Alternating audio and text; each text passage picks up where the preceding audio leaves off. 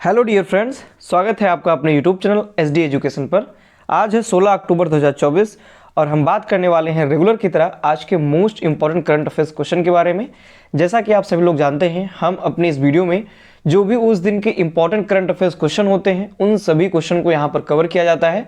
साथ ही साथ उसका जो भी एक्सप्लेनेशन बनता है क्वेश्चन का, जो भी मेन इंपॉर्टेंट जो पॉइंट्स बनते हैं उन सभी फैक्ट्स और पॉइंट्स को यहाँ पर कवर किया जाता है। तो अगर आप यहाँ तक आए हुए हैं तो प्लीज़ वीडियो को लाइक करें, अपने दोस्तों के साथ वीडियो को अधिक से अधिक शेयर करें और चैनल को सब्सक्राइब करें तथा जो ये वीडियो है उसे शुरू से लेकर लास्ट तक आप पूरी देखिए, तभी आपको बेनिफिट मिलने वाला है। तो अगर आप किसी भी एग्जाम की तैयारी कर रहे हैं तो उसके लिए आपको ये जो वीडियो है वो बहुत ही ज़्यादा लाभदायक होने वाली है।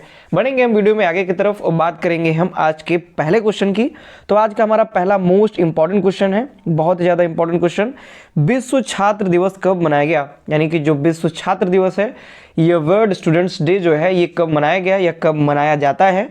तो ए ऑप्शन है 21 अक्टूबर, बी ऑप्शन है 12 अक्टूबर, सी ऑप्शन है 15 अक्टूबर और डी ऑप्शन है 8 अक्टूबर। तो इस प्रश्न का सही जवाब है ऑप्शन नंबर सी, यानी कि 15 अक्टूबर को विश्व छात्र दिवस जो है वो मनाया गया।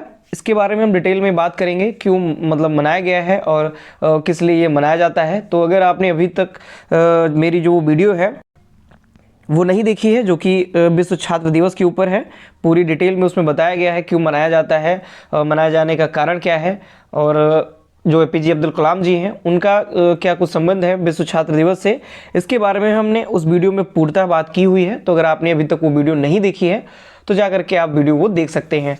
बढ़ेंगे हम अपने वीडियो में आगे। और जो वर्ल्ड स्टूडेंट्स डे है, ये प्रत्येक वर्ष 15 यानी हर साल 15 अक्टूबर को मनाया जाता है। भारत के जो पूर्व राष्ट्रपति और महान वैज्ञानिक डॉक्टर APJ अब्दुल कलाम के जन्मदिन के अवसर पर यह जो दिवस है वह मनाया जाता है। यानी कि जो APJ अब्दुल कलाम जी हैं, जो कि एक पूर्व राष्ट्रपति और महान वैज्ञानिक थे, इनके जन्म दिवस पर, यानी इनका जन्म हुआ था 15 अक्टूबर को, उसी जन्मदिन के अवसर पर ही छात्र दिवस या विश्व छात्र दिवस मनाया जाता है। इस वर्ष की जो थीम है, तो जो इस वर्ष की थीम डिसाइड की गई है, थीम 2024 की, वह है छात्रों के भविष्य के लिए समग्र शिक्षा। इंपॉर्टेंट थीम है, दिवस इंपॉर्टेंट है तो ये थीम भी इंपॉर्टेंट है। और थीम थोड़ा छोटी है, मतलब ज़्यादा छोटी भी नहीं कह सकते, लेकिन जैसे भी है इंपॉर्टेंट है, छोटी है, पूछे जाने की संभावना है इसकी। यह जो दिन है वो छात्रों के प्रेरणा स्रोत के रूप में समर्पित है। यानी कि जो छात्र होते हैं, जो स्टूडेंट्स होते हैं, उनके जो भी लक्ष्य निर्धारित होते हैं, जो भी उनका कार्य रहता है, प्रेरणा स्रोत जो कुछ भी रहते हैं, उनके बारे में यह जो दिवस है वह समर्पित रहता है।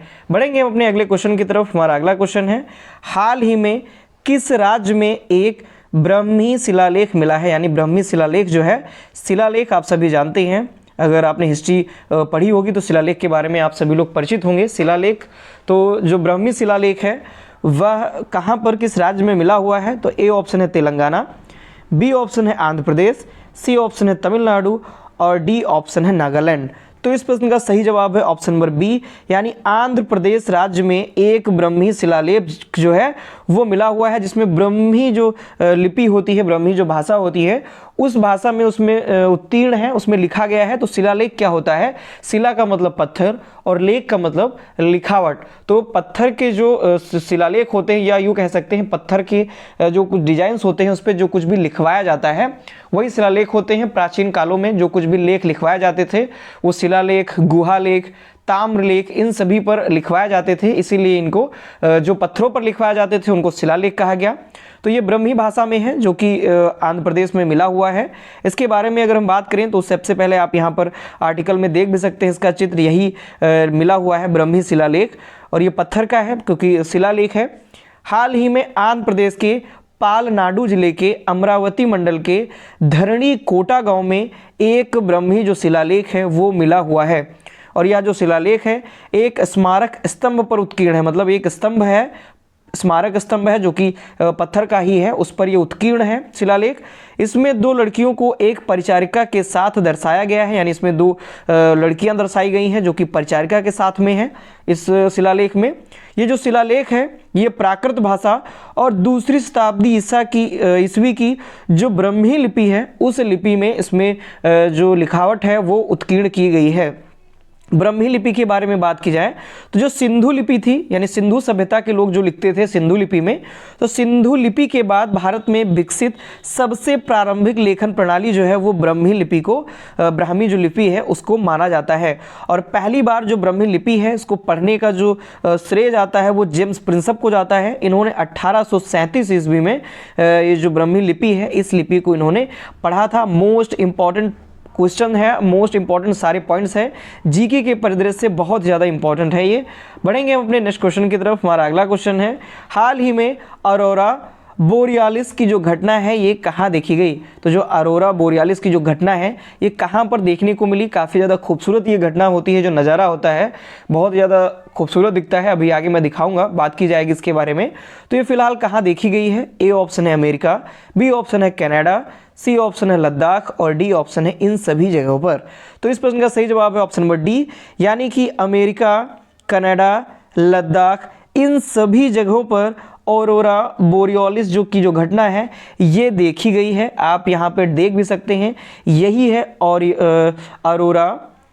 ऑरोरा बोरियोलिस की घटना, यही है ऑरोरा बोरियोलिस की जो घटना है। इसमें जो स्काई होता है कुछ इस कलर का हो जाता है, काफ़ी ज़्यादा देखने में बहुत ज़्यादा सुंदर लगता है। तो इस कलर का ये जो स्काई होता है इस कलर का हो जाता है। आगे इसके बारे में अगर हम डिटेल में बात करें तो हाल ही में ऑरोरा बोरियोलिस जो है वो अमेरिका, कनाडा, जर्मनी और लद्दाख के हानले गांव सहित दुनिया के कई हिस्सों में दिखाई दिया, यानी दुनिया के कई हिस्सों में ये जो नज़ारा है ये देखने को मिला।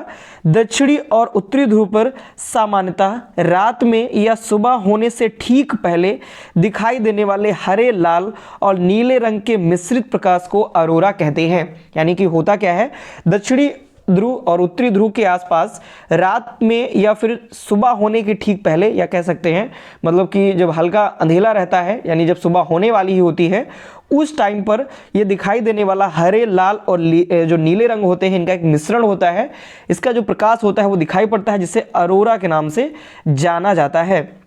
सूर्य की सतह से जो आवेशित कण हैं जब ये पृथ्वी के वायुमंडल में प्रवेश करते हैं तो ऑरोरा की जो स्थिति होती है ये उत्पन्न होती है। यानी सूर्य की सतह से जो भी आवेशित कण होते हैं गुरुत्वाकर्षण के कारण जब पृथ्वी के वायुमंडल में वो प्रवेश करते हैं तब ये ऑरोरा की जो स्थिति होती है वो उत्पन्न होती है। इसमें जो सूर्य की जो प्रकाश, सूर्य की जो किरणें होती हैं, जो लाइट होती हैं, उनका रिफ्लेक्शन भी इसमें अंतर्गत होता है। उत्तरी अक्षांश में से ऑरोरा बोरियोलिस कहते हैं तथा दक्षिणी अक्षांश में से ऑरोरा ऑस्ट्रेलिस कहा जाता है। तो इस प्रकार से ध्रुवों के हिसाब से इनका नाम भी चेंज है। अगर उत्तरी ध्रुव है या उत्तरी अक्षांश है तो उसे ऑरोरा बोरियोलिस कहेंगे, और अगर दक्षिणी अक्षांश है, दक्षिणी ध्रुव है तो उसे ऑरोरा ऑस्ट्रेलिस कहा जाएगा। आप यहाँ पे देख सकते हैं कितना ही खूबसूरत नज़ारा है, एक प्रकार से बहुत ही ब्यूटीफुल लग रहा है देखने में। यही है ऑरोरा बोरियोलिस। तो जो ऑरोरा बोरियोलिस होती है, ऑरोरा जो होती है वो ऑक्सीजन और नाइट्रोजन के गैसों और कणों से मिलकर के ये बनती है। यानी ऑक्सीजन के कण और नाइट्रोजन के जो कण होते हैं इनके मिलने से ऑरोरा की जो स्थिति होती है वो बनती है, और इन कणों के वायुमंडल से टकराने से प्रकाश के रूप में ऊर्जा उत्सर्जित होती है। और ये जो ऑक्सीजन और नाइट्रोजन के गैसों के जो कण हैं ये जब वायुमंडल में टकराते हैं तो प्रकाश के रूप में कुछ नीले, हरे और लाल रंग का जो प्रकाश होता है वो फैल जाता है, जो कि ऑरोरा बोरियोलिस की जो घटना है वो दर्शाता है। अगले क्वेश्चन की तरफ बढ़ते हैं। हमारा अगला क्वेश्चन है, हाल ही में किस कंपनी को महारत्न कंपनी का दर्जा मिला? यानी हाल ही में कौन सी ऐसी कंपनी है जिसे महारत्न यानी मिनी रत्न कंपनी से निकल करके वो महारत्न कंपनी का उसे दर्जा दिया गया है? तो ए ऑप्शन है national building construction corporation, B option है भारत इलेक्ट्रॉनिक्स, सी ऑप्शन है हिंदुस्तान एरोनॉटिक्स लिमिटेड यानी HAL हिंदुस्तान एरोनॉटिक्स लिमिटेड, और डी ऑप्शन है कंटेनर कॉर्पोरेशन ऑफ इंडिया। तो इस प्रश्न का सही जवाब है ऑप्शन नंबर सी, यानी हिंदुस्तान एरोनॉटिक्स जो लिमिटेड है इस कंपनी को महारत्न कंपनी का दर्जा मिल गया है। आप यहाँ आर्टिकल में भी देख सकते हैं HAL हिंदुस्तान एरोनॉटिक्स लिमिटेड, और इसे अब महारत्न कंपनी का दर्जा मिला है और बिकम्स द 14th महारत्न, यानी ये 14वें नंबर की जो महारत्न कंपनी है वो बनकर के आई हुई है। तो हाल ही में हिंदुस्तान एरोनॉटिक्स लिमिटेड को महारत्न कंपनी का दर्जा मिला, और अब वर्तमान में महारत्न कंपनियों की जो संख्या है वो 14 हो गई है, और जो लास्ट वाली यानी 14th वाली जो है वो हिंदुस्तान एरोनॉटिक्स लिमिटेड बनी हुई है। यह एक सरकारी स्वामित्व वाली भारतीय एरोस्पेस और रक्षा फर्म है। इसकी जो स्थापना है वो 23 दिसंबर 1940 को की गई थी और इसका जो मुख्यालय है वो बेंगलुरु में है, यानी बेंगलोर में इसका मुख्यालय है। मतलब नवरत्न से अगर महारत्न कंपनी का दर्जा जो मिलता है उसके लिए कुछ पॉइंट्स हैं, जिनमें पहले जो कंपनी है वो नवरत्न का दर्जा उसे प्राप्त होना चाहिए, तभी वो जाकर के महारत्न कंपनी का दर्जा उसे दिया जाएगा। और दूसरा है विगत 3 वर्षों का जो औसत वार्षिक लाभ है वो 5,000 करोड़ रुपए से अधिक हो, यानी 3 वर्षों में उसका जो वार्षिक लाभ हुआ हो वो 5,000 करोड़ रुपए से अधिक हुआ हो, तब वो जाकर के महारत्न कंपनी का दर्जा हासिल करने के लिए वो क्वालिफाई होती है।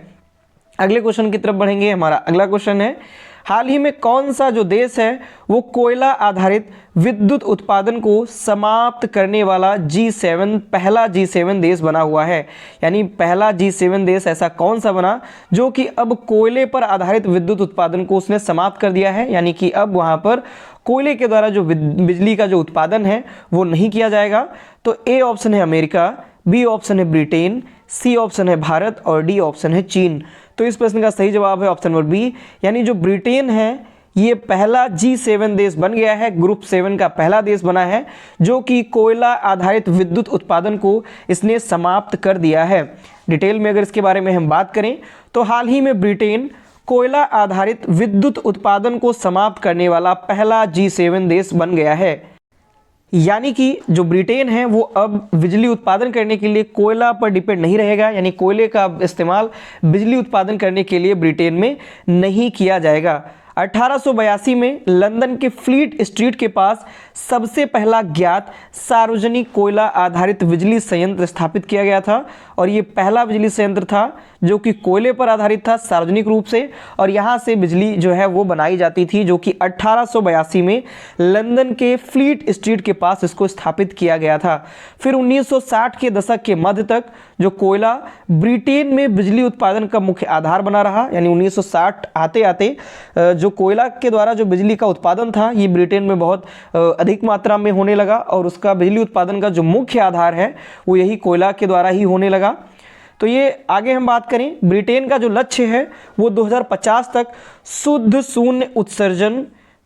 शून्य उत्सर्जन का लक्ष्य इसने रखा हुआ है और ये 2050 तक इसको प्राप्त करना चाह रहा है, इसीलिए कई सारे महत्वपूर्ण कदम उठा रहा है। इसके लिए वह 2030 तक विद्युत क्षेत्र को कार्बन मुक्त करने की योजना बना रहा है, यानी 2030 तक वह विद्युत का जो उत्पादन क्षेत्र है वो कार्बन मुक्त कर देगा। इसके लिए वो कई सारी योजनाएं भी बना रहा है और इसी के तहत उसने कोयला उत्पादन आधारित जो कोयला आधारित विद्युत उत्पादन था उसको इसने समाप्त कर दिया है। फिलहाल जर्मनी जो कि 25%, जापान जो कि 30% अभी भी कोयला आधारित बिजली उत्पादन संयंत्रों पर निर्भर है, यानी कि यहाँ पर कोयले के द्वारा बिजली का उत्पादन अभी भी 25 और 30% की मात्रा में किया जाता है। अगले प्रश्न की तरफ बढ़ेंगे, मोस्ट इंपॉर्टेंट है ये भी क्वेश्चन।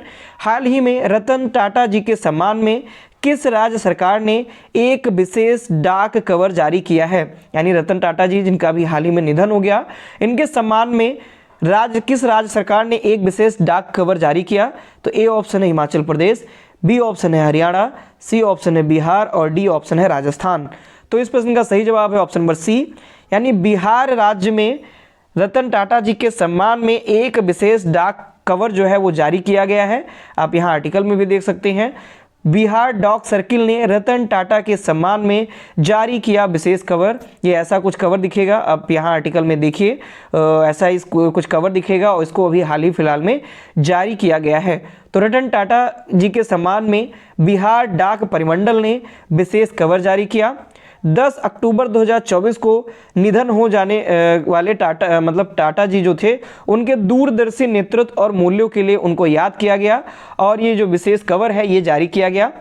विशेष कवर को एक महत्वपूर्ण संग्रहकर्ता वस्तु माना जाता है जो टाटा के दूरदर्शी कार्य का सम्मान करता है, यानी जो रतन टाटा जी का जो भी काम था, जो भी वो दूरदर्शिता दर्शाते थे, बेहतरीन ढंग से उनका जो कार्य रहता था, उसके लिए ये एक विशेष प्रकार का जो कवर है वो जारी किया गया है। बिहार के सर्किल के जो मुख्य पोस्टमास्टर हैं वो हैं जनरल अमित कुमार, ये भी इंपॉर्टेंट पॉइंट है। अगले क्वेश्चन की तरफ बढ़ते हैं। नेक्स्ट क्वेश्चन है हमारा, हाल ही में इकोनॉमिक साइंस में नोबेल पुरस्कार 2024 किसे देने की घोषणा हुई है, यानी इकोनॉमिक में अर्थशास्त्र में नोबेल पुरस्कार 2024 किसे प्रदान किया जाएगा।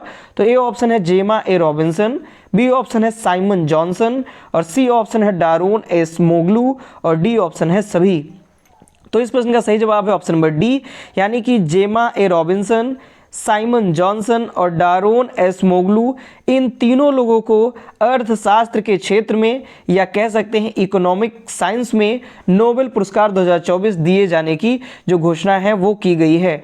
आगे हम डिटेल में अगर बात करें, आप यहाँ आर्टिकल में भी देख सकते हैं, और डिटेल में अगर हम बात करें तो इकोनॉमिक साइंस में नोबेल प्राइज़ 2024 के लिए डारोन एसमोग्लू, साइमन जॉनसन और जेमा ए रॉबिन्सन के नाम की घोषणा हुई है। ये तीनों जो साइंटिस्ट हैं ये ऑर्गेनाइजेशंस के बनने और वह कैसे समृद्धि को प्राप्त करते हैं उनके लिए इन्होंने स्टडी की हुई है और इसी के लिए इनको नोबेल प्राइज़ जो है वो दिया जा रहा है। एसमोग्लू और जो जॉनसन है, इनका पूरा नाम साइमन जॉनसन, ये मैसाचुसेट्स इंस्टीट्यूट ऑफ टेक्नोलॉजी में ये वर्तमान में कार्यरत हैं, और जो रॉबिन्सन है, जेमा ए रॉबिन्सन, ये शिकागो यूनिवर्सिटी में रिसर्च करते हैं और इन तीन लोगों को नोबेल प्राइज़ वो भी इकोनॉमिक में देने की घोषणा हुई है। अगले प्रश्न की तरफ बढ़ते हैं। नेक्स्ट प्रश्न है हमारा, हाल ही में किसने नौसेना में director general of medical sciences यानी DGMS director general of medical science services का जो पद है वो संभाला है? तो ए ऑप्शन है admiral Tarun Sobti, B option है admiral R Harikumar, C option है वाइस एडमिरल कविता सहाय और डी ऑप्शन है एडमिरल दिनेश के त्रिपाठी। तो इस प्रश्न का सही जवाब है ऑप्शन नंबर सी, यानी वाइस एडमिरल कविता सहाय जी जो हैं ये नौसेना में director general of medical services के पद पर ये नियुक्त की गई हैं, यानी इनको हाल ही में DGMS के पद पर नियुक्त किया गया है। आप यहाँ आर्टिकल में भी देख सकते हैं। और हम डिटेल में बात करें तो वाइस एडमिरल कविता सहाय ने नौसेना में director general of medical services का पद इन्होंने संभाल लिया है। इससे पहले ये सेना के मेडिकल कोर में कर्नल कमांडेंट के पद पर पहुंचने वाली पहली ऑफिसर महिला भी ये बन चुकी हैं। इंपॉर्टेंट लाइन है ये भी। कब इनकी जो नियुक्ति बताई गई है वो 14 अक्टूबर 2024 को हुई। कविता सहाय ने पैथोलॉजी और ओंकोपैथोलॉजी में एम्स से एक्सपर्टीज हासिल की हुई है, यानी ये पैथोलॉजी और ऑन्कोलॉजी में एक्सपर्ट हैं और ये एम्स से इन्होंने ये एक्सपर्टीज हासिल की हुई है। अगले प्रश्न की तरफ बढ़ते हैं। नेक्स्ट क्वेश्चन ये भी इंपॉर्टेंट है, हाल ही में किस यूनिवर्सिटी का नाम बदलकर रतन टाटा महाराष्ट्र राज्य स्किल यूनिवर्सिटी किया गया? तो ये ऑप्शन है Savitribai Phule Pune university, B option है university of Mumbai, C option है महाराष्ट्र स्टेट स्किल यूनिवर्सिटी और डी ऑप्शन है गोंडवाना विश्वविद्यालय। तो इस प्रश्न का सही जवाब है ऑप्शन नंबर सी, यानी महाराष्ट्र स्टेट स्किल यूनिवर्सिटी जो है इसका नाम बदलकर रतन टाटा महाराष्ट्र राज्य स्किल यूनिवर्सिटी कर दिया गया है। आगे अगर हम डिटेल में बात करें तो महाराष्ट्र सरकार ने महाराष्ट्र स्टेट स्किल यूनिवर्सिटी का नाम बदलकर रतन टाटा महाराष्ट्र राज्य स्किल यूनिवर्सिटी कर दिया है। अब इस नाम से ये जानी जाएगी। महाराष्ट्र के जो वर्तमान में मुख्यमंत्री हैं CM एकनाथ शिंदे, इन्होंने कैबिनेट बैठक के दौरान यूनिवर्सिटी का जो नाम है उसको बदलने का इन्होंने ये फैसला सुनाया। ये जो यूनिवर्सिटी है 17 एकड़ में फैली यह यूनिवर्सिटी महाराष्ट्र के पनवेल में स्थित है और यह महाराष्ट्र की पहली स्टेट स्किल यूनिवर्सिटी है। इसके लिए भी ये इम्पोर्टेंट है और इसका नाम अभी बदल करके रतन टाटा महाराष्ट्र राज्य स्किल यूनिवर्सिटी किया गया है। अगले प्रश्न की तरफ बढ़ते हैं। नेक्स्ट प्रश्न है हमारा, नेक्स्ट और लास्ट क्वेश्चन, हाल ही में ALT एनवायरमेंटल फिल्म फेस्टिवल 2024 के ज्यूरी सदस्य के रूप में किसे नियुक्त किया गया है? तो ए ऑप्शन है दीपिका पादुकोण, बी ऑप्शन है दिया मिर्जा, सी ऑप्शन है कैटरीना कैफ और डी ऑप्शन है अमिताभ बच्चन। तो इस प्रश्न का सही जवाब है ऑप्शन नंबर बी, यानी दिया मिर्जा को ALT एनवायरमेंटल फिल्म फेस्टिवल 2024 के लिए ज्यूरी के सदस्य के रूप में इनको नियुक्त किया गया है। दिया मिर्जा आप सभी लोग जानते हैं ये एक अभिनेत्री हैं और हाल ही में दिया मिर्जा को ऑल लिविंग थिंग्स यानी ALT जिसे ऑल लिविंग थिंग्स बोलते हैं, तो all living things environmental film festival 2024 के ज्यूरी सदस्य के रूप में इनको नियुक्त किया गया है। 22 नवंबर से 8 दिसंबर तक यह जो आयोजन है वो उसका आयोजन किया जाएगा। इस महोत्सव में 72 फिल्मों का प्रदर्शन होगा और जलवायु परिवर्तन तथा वन्यजीव संरक्षण जैसे महत्वपूर्ण पर्यावरणीय मुद्दों पर यह ध्यान केंद्रित करेगी और भारत की तरफ से 38 भारत की प्रीमियम फिल्में जो होंगी वो इसमें शामिल की जाएंगी। तो ये थे कुछ इंपॉर्टेंट आज के करंट अफेयर्स के क्वेश्चन, जो कि अगर आपको पसंद आए हैं, उनका एक्सप्लेनेशन अगर अच्छा लगा है तो इसके लिए आप वीडियो को प्लीज़ लाइक करें, अपने दोस्तों के साथ वीडियो को अधिक से अधिक शेयर करें और हमारे चैनल को सब्सक्राइब करें। धन्यवाद।